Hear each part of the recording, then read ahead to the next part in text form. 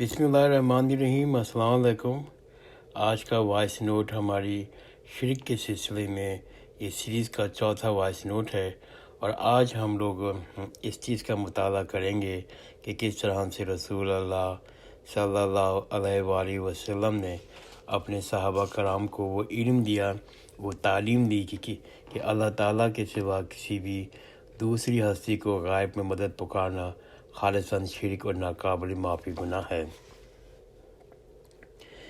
اللہ کے محبوب سیدنا محمد صلی اللہ علیہ وآلہ وسلم کی تربیت فرمانے کا نتیجہ یہ نکلا کہ رسول اللہ صلی اللہ علیہ وآلہ وسلم کی دنیاوی زندگی کے دوران بھی صحابہ کرام نے غائب میں مدد مانگنے کے لیے یعنی دعا کے لیے نہ تو رسول اللہ صلی اللہ علیہ وآلہ وسلم کو پکارا، نہ ہی کسی فرشتوں کو پکارا، بلکہ صرف اور صرف اللہ تعالیٰ ہی کو پکارتے تھے۔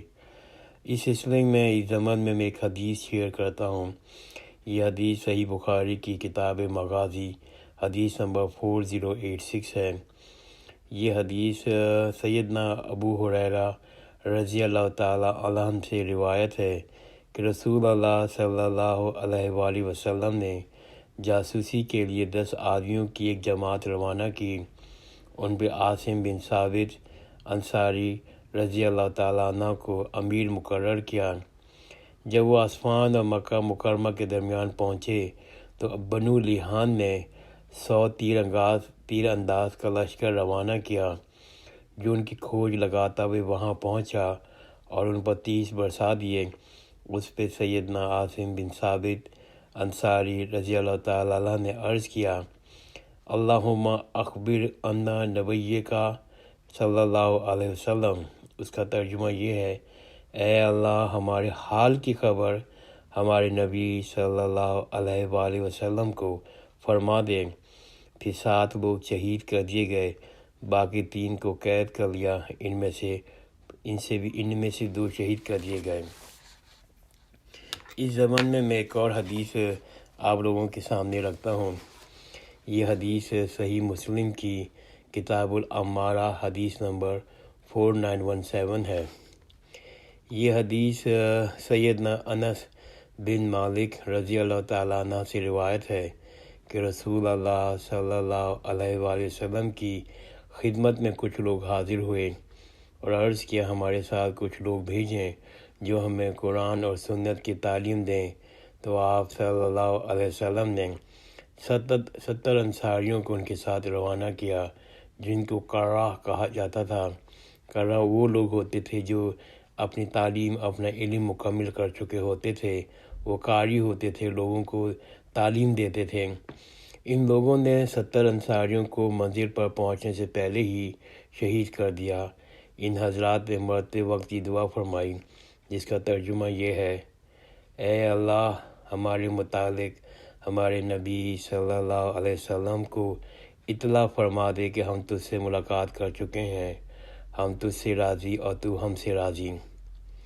جبریل علیہ السلام نے نبی کریم صلی اللہ علیہ وسلم کو خبر دی تو نبی کریم صلی اللہ علیہ وسلم نے اپنے اصحاب کو بتایا کہ ہمارے ساتھی شہید ہو گئے۔ ان احادیث کی روشنی میں صحابہ کرام نے رسول اللہ صلی اللہ علیہ وسلم کو دنیاوی زندگی میں بھی آپ صلی اللہ علیہ وآلہ وسلم کو غائب میں مدد کے لیے نہیں پکارا، بلکہ اللہ سے دعا کی کہ آپ صلی اللہ علیہ وآلہ وسلم تک ہماری حال کی خبر پہنچا دیں، کیونکہ صحابہ کرام بخوبی جانتے تھے اللہ کے سوا کسی بھی دوسری ہستی کو غائب میں مدد کے لیے پکارنا خالصاً شرک اور ناقابل معافی گناہ ہے۔ کیونکہ اس جملے کو میں دہرا دیتا ہوں، کیونکہ صحابہ کرام بخوبی جانتے تھے کہ اللہ کے علاوہ کسی بھی دوسری ہستی کو غائب میں مدد کے لیے پکارنا خالصاً شرک اور ناقابل معافی گناہ ہے۔ اللہ کی مدد کا ذریعہ نیک اعمال۔ اللہ کی مدد حاصل کرنے کے لیے ایک بہترین ذریعہ اور وسیلہ نیک اعمال بھی ہیں۔ چنانچہ قرآن شریف میں سورہ بقرہ میں آیت نمبر 153 ہے۔ ترجمہ آیت مبارکہ ہے، اے ایمان والو، اللہ کی مدد طلب کرو صبر اور نماز کے ساتھ، بے شک اللہ صبر کرنے والوں کے ساتھ ہے۔ اس آیت کا ہرگز ہی مطلب نہیں کہ ہم جس طرح سے حالات میں کرتے ہیں، اپنے سوسائٹی میں، اپنے کلچر میں، ہم یہ کہنا شروع کر دیں المدد یا صبر، کرم فرما، المدد یا نماز، رحم فرما، استغفر اللہ، نعوذ باللہ۔ بلکہ آیت کے آخری حصے سے ظاہر ہوتا ہے صبر والوں کو اللہ تعالیٰ کی مدد نصیب ہوتی ہے، جبکہ نماز کا سب سے زیادہ اللہ تعالیٰ کے قرب اور جنت کا ذریعہ ہے۔ چنانچہ سورہ مسلم میں صحیح مسلم میں کتاب الصلاۃ حدیث نمبر 10393 ہے، جس میں ترجمہ صحیح حدیث یہ ہے کہ سیدنا ثوبان رضی اللہ تعالیٰ عنہ نے رسول اللہ صلی اللہ علیہ وسلم سے 3 مرتبہ پوچھا، مجھے وہ کام بتائیں جو اللہ کو سب سے زیادہ پسند ہو، مجھے جنت میں لے جائے۔ تو آپ صلی اللہ علیہ وآلہ وسلم نے فرمایا، تم سجدے بہت زیادہ ادا کیا کرو، کیونکہ ہر سجدے سے اللہ تیرا ایک درجہ بلند اور تیرا گناہ معاف کر دے گا۔ اسی ضمن میں ایک حدیث اور رکھتا ہوں آپ لوگوں کے سامنے۔ یہ حدیث صحیح مسلم کی کتاب الصلاۃ ہے، حدیث نمبر 1094 ہے۔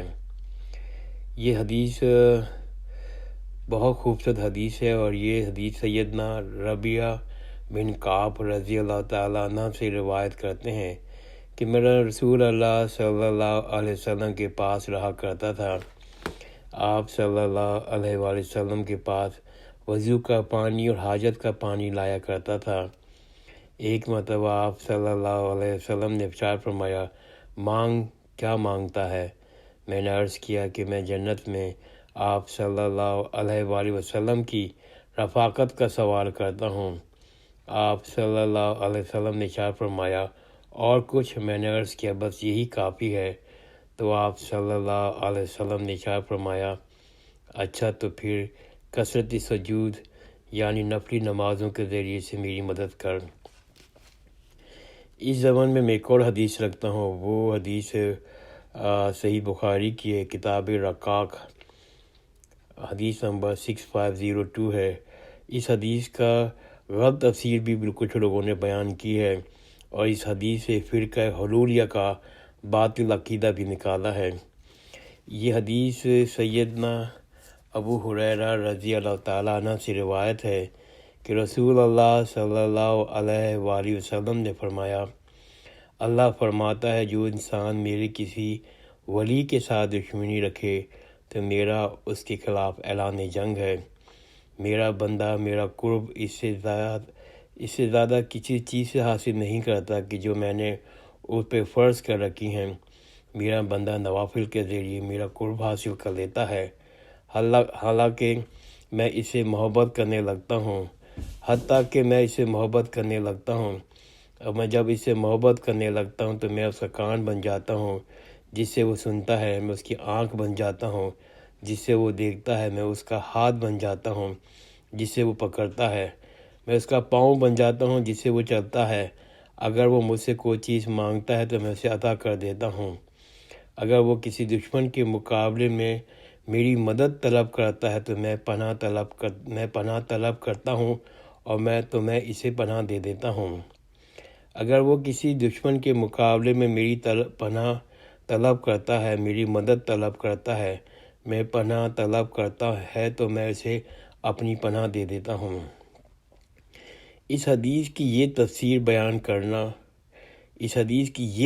بیان کرنا کہ اللہ اس نیک انسان کا اعضا بن جاتا ہے یا وہ بندہ خدائی صفات کا حامل بن جاتا ہے، فرقہ حلولیہ کا باطل عقیدہ ہے۔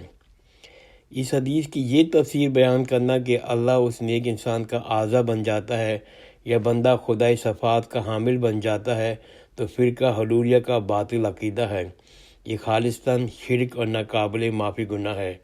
اس حدیث کے آخری حصے میں اس چور دروازے کو بھی بند کر دیا گیا ہے، کیونکہ وہ بندہ خود بھی بدستور اللہ کا محتاج رہتا ہے، بلکہ اپنے دشمن کا مقابلہ کرنے کے لیے اللہ تعالیٰ ہی کی پناہ طلب کرتا ہے۔ لہٰذا اس حدیث میں اس کا کان بن جانا، اس کے ہاتھ بن جانا، اس کے آنکھ بن جانا، اس کے پاؤں بن جانا، اسے مراد صرف اور صرف یہ ہے کہ اس نیک بندے کی اللہ تعالیٰ فرما برداری میں لگنے کے باعث اس کے اعضاء گناہوں سے محفوظ ہو جاتے ہیں، اس کی اولین ترجیح اللہ تعالیٰ کی ذات بن جاتی ہے۔ سیدنا محمد صلی اللہ علیہ وآلہ وسلم کے بارے میں اللہ تعالیٰ نے ارشاد فرمایا ہے، یہ سورہ انعام کی میں آیت 126 پڑھتا ہوں، 162 پڑھتا ہوں۔ سورہ انعام کی آیت نمبر 162، ترجمہ آیت مبارکہ ہے، اے محبوب صلی اللہ علیہ وآلہ وسلم، آپ فرماؤ میں بے شک میری نماز، میری قربانی، میرا جینا، میرا مرنا اللہ ہی کے لیے ہے جو تمام جہانوں کا پالنے والا ہے۔ اب میں ایک اور چیپٹر ڈسکس کرتا ہوں، آپ کے سامنے پڑھتا ہوں۔